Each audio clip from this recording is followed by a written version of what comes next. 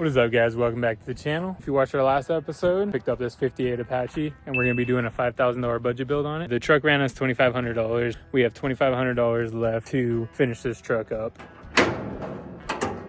I think we should hook up this battery, see if this motor will crank over. I think that'll be a good starting spot.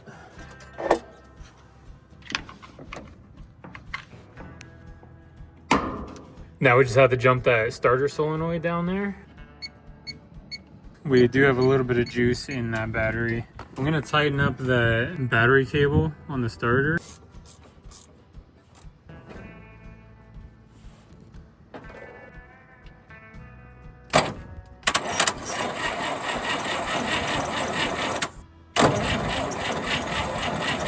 Oh, she's cranking, guys.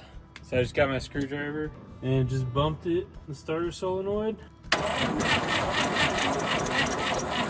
Sounds like that battery's a little low. She's not seized up. We'll take that as a win. Now we can proceed. I'll charge that battery up, get a little bit more juice flowing. Maybe we'll get some fuel over here, get some power to our ignition coil, see if she'll fire up.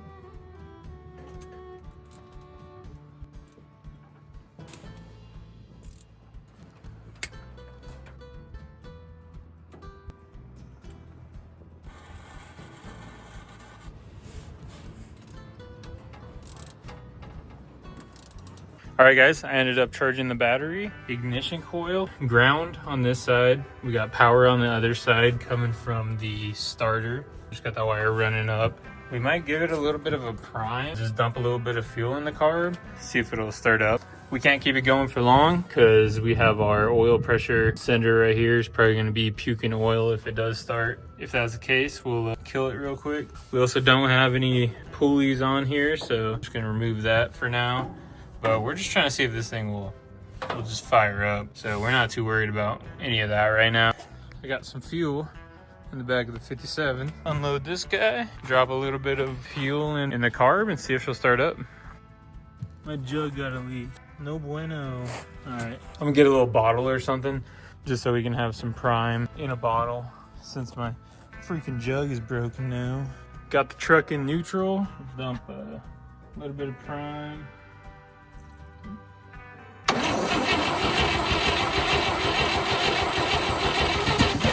Ooh.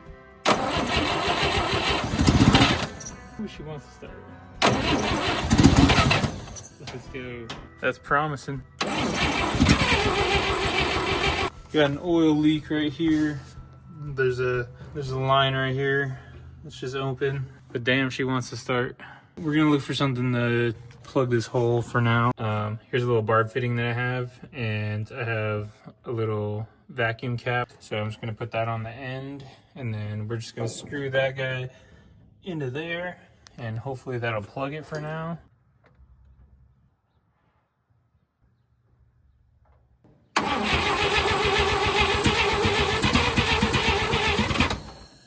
Oh, leaking oil back there now too. And go see if I have another vacuum cap. We got another cap on our oil pressure line, so hopefully that'll stay on there. We'll keep an eye on it. Hopefully no more oil leaks.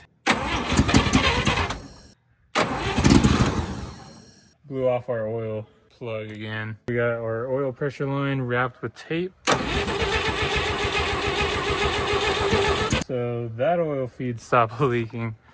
But now we do have this one leaking over here. We got that guy on the block right there leaking. Put one more block off. Let's see what I can find. Got this one plugged. So what I did is there's a little ball in there for the compression fitting. I took that little ball out and wrapped it with tape and put it back in and tightened her up. Hopefully that should stop that leak.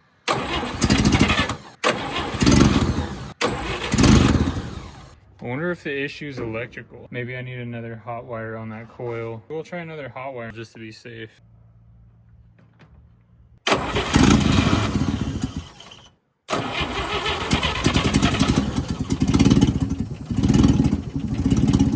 I think that's what it was, guys. I have a small slit in the top of this. Hopefully it'll drip slowly. Oh,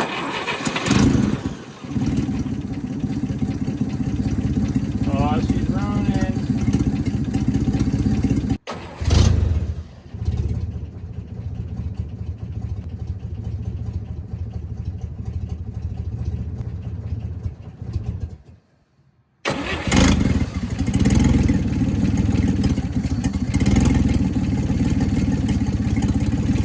since we know this thing will fire up, we're gonna take this hood off and we're gonna take these fenders off. Maybe we're gonna try to just leave that whole front assembly on just for ease of working on it, and so we can start working on our fender right here, start getting this guy back to where it needs to be. Same on the other side, do some repairs, and that way we can get back here to our hinges, and that'll give us some room to get our motor fully operational.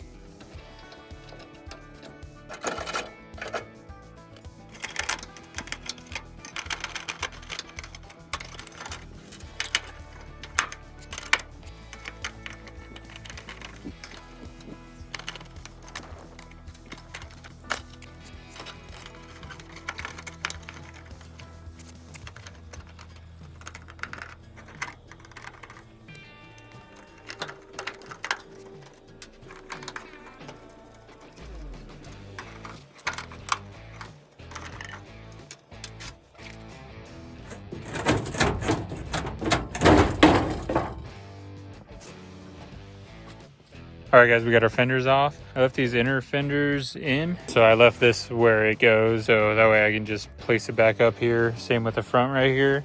We're gonna leave that guy on there. That way we can work our fender and test fit it by, you know, putting it back on and off. We'll pull these off later if we need to, but for now they're fine where they're at. I did notice this wheel bearing on this side is completely out. We're probably gonna jack the back up too and get these rear wheels off. That way we can just start checking everything out.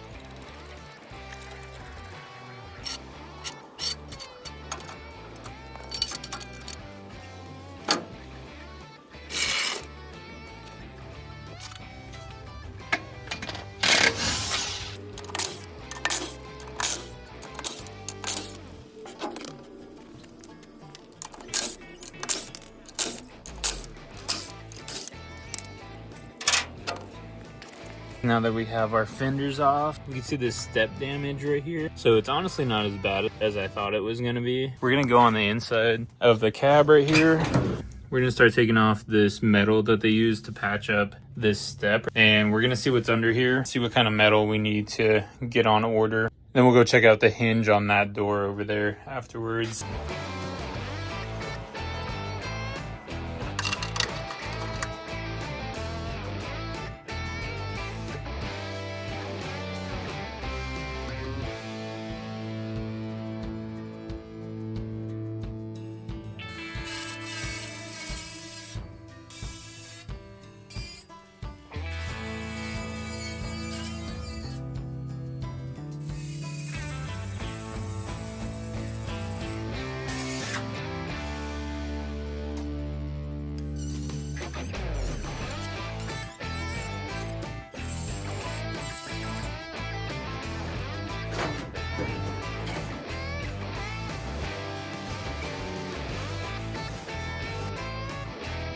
Got that piece of metal out. Our step's not as bad as I thought it was gonna be. I mean, it definitely has some rust. So the real problem's right here. You still might want to replace this step. It is kind of flimsy. And then we'll just get some sheet metal, and we're probably gonna have to make all that. So we'll figure that out. But at least now we kind of know what we're working with. We might get a step ordered on this side. For this other side, this hinge, I was looking at it on the back side, and I think the problem is on the door side of this hinge, because that hinge right there is attached. So we're gonna pop this panel off right here, see what our door hinge is doing from this side. Definitely rusted, but our hinge is still attached down here. We're gonna have to clean this up anyways and make a fender brace down here. Had to do the same thing on the 57.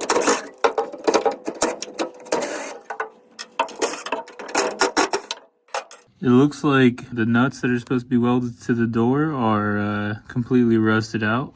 Yeah, we're gonna have to figure out a way to repair this. Yeah, we might have to just take this whole door off and work with it off the truck. That'll be a fun one.